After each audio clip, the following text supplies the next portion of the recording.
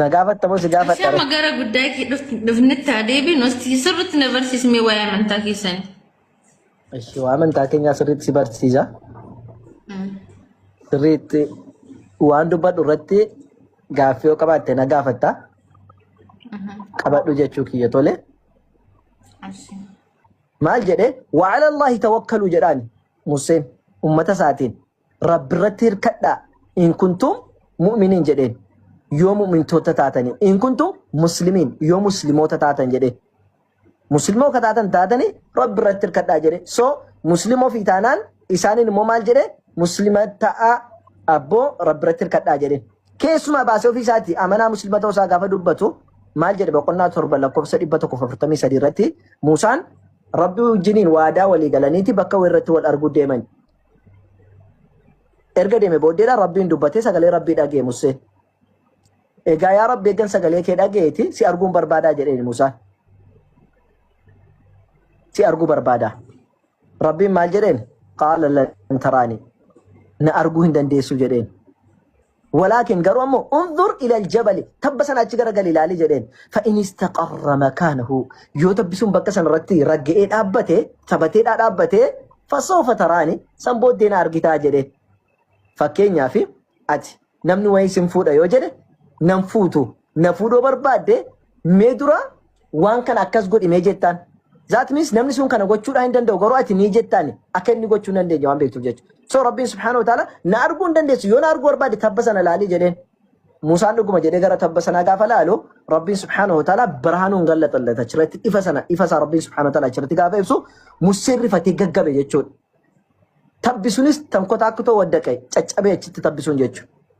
Jennaan gaggabee gaafa achi ka'u maal jedhe falammaa afaaqa qaala inni tubtu yaa Rabbii kiyya ani toobbadhe gara keetti deebi'e si arguun akka hin danda'amne bare.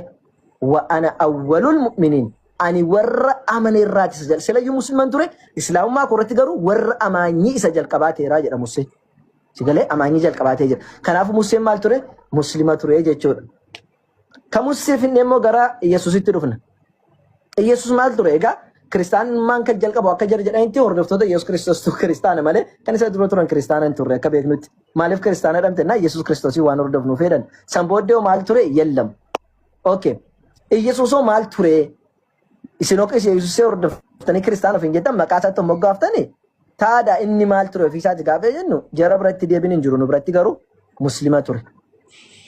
Quraana keessatti Rabbiin subhaanahu wa ta'ala boqonnaa sadaffaa lakkoofsa 52 irratti deemneedha yoo laalle maal jedha 51 kaasnee yoo dubbisne jalqaba irratti akkana jedha. إن الله ربي وربكم فاعبدوه هذا صراط مستقيم.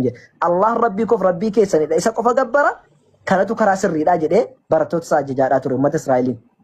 Allah qofaaf sagadaa isa kadhadhaa kanatu karaa qajeelaadha jedheen tole sanboodoo jennaan falammaa ahassa Ciisaa minhumul kufra gaafa Ciisaan alayhi salaam barattoota isaarraatti kidatan baay'ee gizee yeroo irraa itti dhaga'ame akka jarri kaada yeroo irraa baroo qaala man ansaarii ila Allah eenyutu amantii rabbi kana eenyutu tumsaadhee gaafateen barattoota isaa 12 nahnu ansaar Allah Ndi akkam nu gaafata yaa Yesuus nutu tumsa malee tunu jirru eenyutu darbee dhufee amantii kana tumsaa jedhanii garuu ammoo washhad ragaanuuf bahe jedhan bi'annanaa muslimuun nuti muslima ta'uu keenya ragaanuuf bahii jedhaniin taada barattoonni isaa nuti muslima ta'uu ragaanuu bahe jedhan Yesuus Kiristoos otoo musliman ta'ee ofii muslima ta'uu ragaanuu bahe jedhuun yaa ibbaalam hin jedhamu otoo biltsiginnaa ta'uu keen baramiin inni biltsiginnaa ma'uunan ikkoo waqilliniin jettuun mootummaa bira dhaabbatte Of paartii biraa taate jarri mootii isaanii ergamaa isaanii nabiyyi isaanii bira dhaabbataniitu muslima ta'uu keenya ragaa nu beedhanii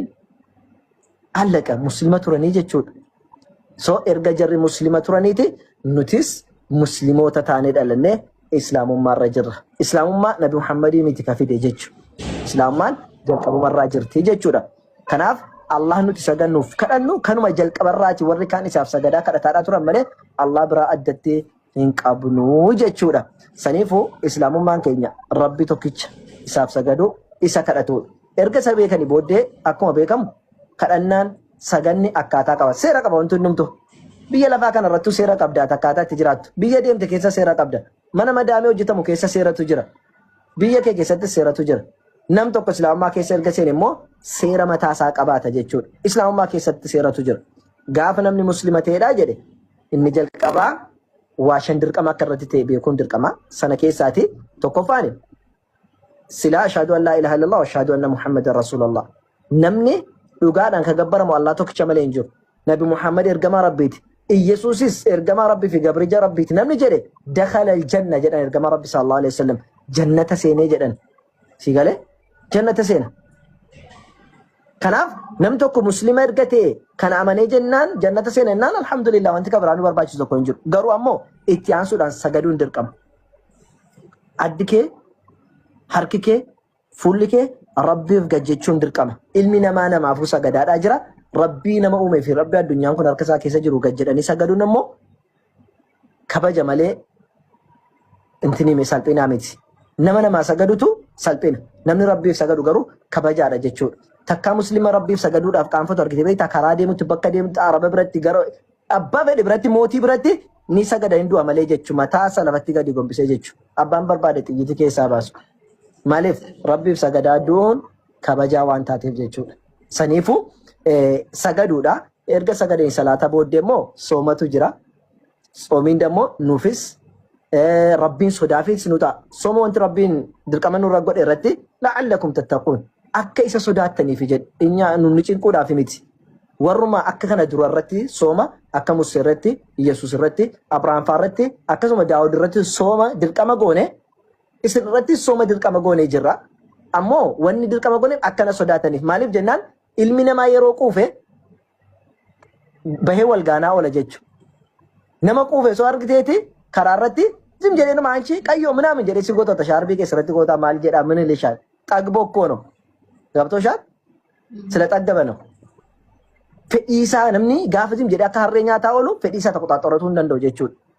Fedhii baay'ata. So gaafa soomte yoo maal ta'a simmeetu yisabbaraan hin caba jechuudha. Hin caba of gadi qaba jechuudha. Utaaluu hin danda'u akka barbaadeen ta'u Rabbii isaas hin sodaata.